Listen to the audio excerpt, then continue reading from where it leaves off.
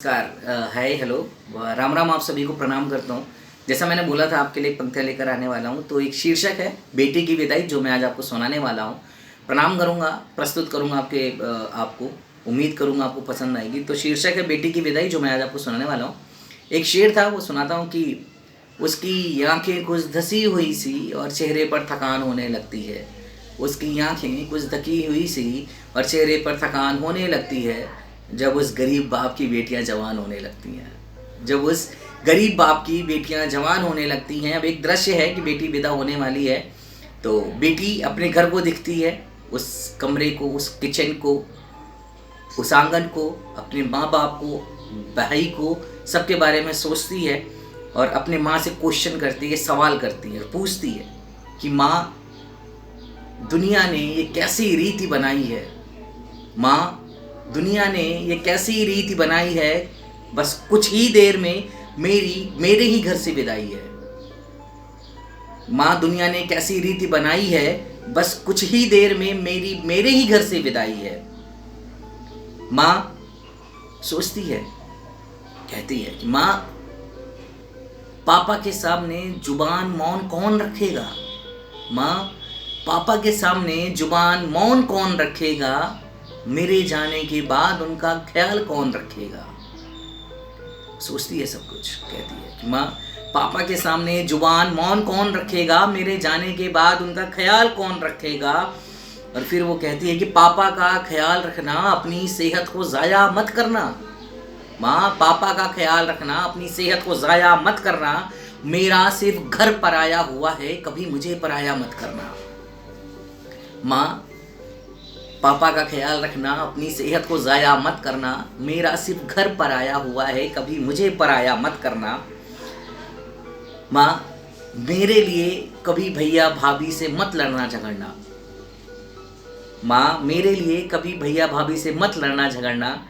मेरी तो किस्मत में ही लिखा था आप सबसे बिछड़ना और अलग होना। माँ, मेरे लिए भैया भाभी से कभी मत लड़ना झगड़ना, मेरी तो किस्मत में ही लिखा था सबसे अलग होना और बिछड़ना। माँ, वो कहती है माँ से कि माँ, वापस जब भी आऊँ अपनी बाहों में झुला लेना। माँ, वापस जब भी आऊँ अपनी बाहों में मुझे झुला लेना। बस हर महीने कॉल करके ससुराल से बुला लेना। बस हर महीने कॉल करके ससुराल से बुला लेना।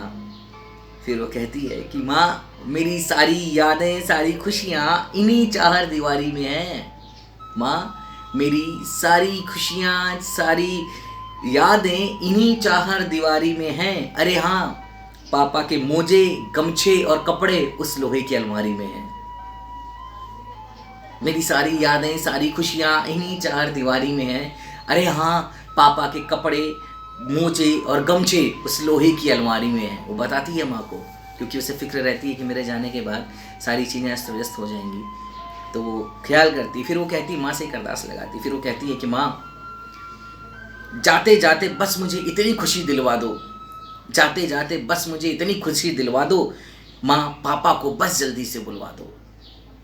माँ, वो सोचती है कि जा रही हूँ अगर पापा से मिल लूँ, क्योंकि बाहर जब विदा हो रही होती है तो उसे भी समझना होता है कि पिताजी कितना रोएंगे, और पिताजी को भी एज अ फादर उन्हें भी दिखाना पड़ता है कि हाँ, बेटी को दर्द ना हो यहाँ से जाने का। शाश्वत है, एक न एक दिन उसे जाना है। तो माँ से कहती है कि माँ, जाते जाते बस मुझे इतनी खुशी दिलवा दो, बस जल्दी से पापा जी को बुलवा दो। अब पापा जी आ जाते हैं, पापा उसे देखते हैं, पापा भी रोने लगते हैं, बेटी भी रोने लगती है। बेटी कहती है अपने पास से कि देख पिता को वो अपने जाकर गले लिपटती है। देख पिता को वो अपने जाकर गले लिपटती है। फिर कहती, पापा, मैं एक बेटी हूँ, इसमें मेरी क्या गलती है। देख पिता को वो अपने जाकर गले लिपटती है। पापा, मैं एक बेटी हूँ, इसमें मेरी क्या गलती है।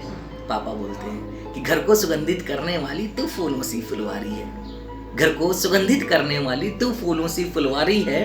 तो तू तो मेरी बेटी नहीं, तू तो राज दुलारी है। घर को सुगंधित करने वाली तू फूलों सी फुलवारी है, तू बेटी नहीं, तू तो मेरी राज दुलारी है।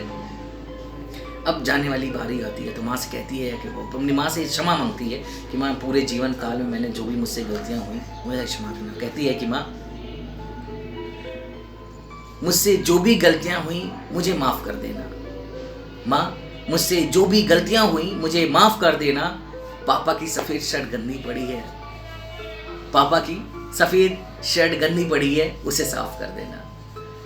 फिर कहती है कि माँ अपने फ़ोन को प्रीपेड से पोस्ट पेड करवा लेना, क्योंकि माँ इतनी मॉडर्न नहीं है, व्हाट्सएप फेसबुक रिचार्ज वगैरह नहीं कर पाती, तो रिक्वेस्ट करती, गुजारिश करती है। उसे पता है कि उसके जाने के बाद भाई बिजी होंगे, तो माँ किससे कॉल करके बात करेगी। तो कहती है कि माँ मेरे जाने के बाद प्रीपेड कॉल को पोस्ट पेड करवा लेना, और हाँ घर में खाना बनाने के लिए एक मेड लगवा लेना।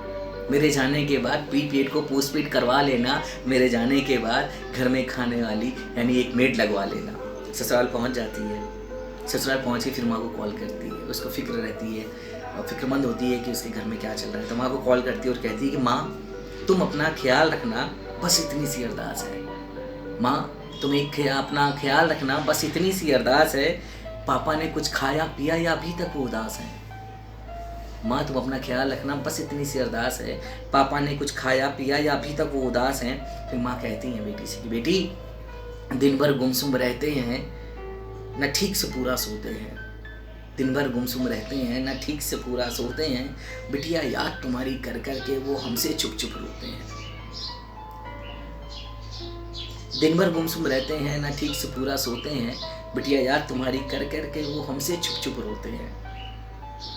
फिर वो पूछती है पापा से, माँ से अपनी कि माँ पापा ने खाना खाया या नहीं, बस इतना मुझे बतला देना। माँ पापा ने खाना खाया या नहीं, बस मुझे इतना बतला देना। अगर ना हो राजी खाने को तो कसम मेरी खिला देना। माँ पापा ने खाना खाया या नहीं, बस मुझे बतला देना। अगर ना हो राजी खाने को तो कसम मेरी खिला देना। यहाँ से पोइट्री अपनी ख़त्म करता हूँ। एक आखिरी शेर था कि रोशन है घरों के चिराग बेटी से, रोशन है घरों के चिराग बेटी से, वाकई चमके हैं न जाने कितने पिताओं के भाग बेटी से। यहाँ से पोइट्री ख़त्म होती है। मैं आप लोगों के आगे हाथ जोड़ता हूँ और यही बोलता हूँ कि यार हम सभी बहुत किस्मत वाले हैं जो हमारी बहनें हैं, हमारी बेटियाँ हैं। उम्मीद करता हूँ सभी बहनों से और बेटियों से, अगर मेरी आपको ये पोएम अच्छी लगी है तो कृपया इसे शेयर करिए, सब्सक्राइब करिए और कमेंट्स करिए, ताकि मैं और अच्छा लिख पाऊँ और अच्छा पढ़ पाऊँ। प्रणाम करता हूँ।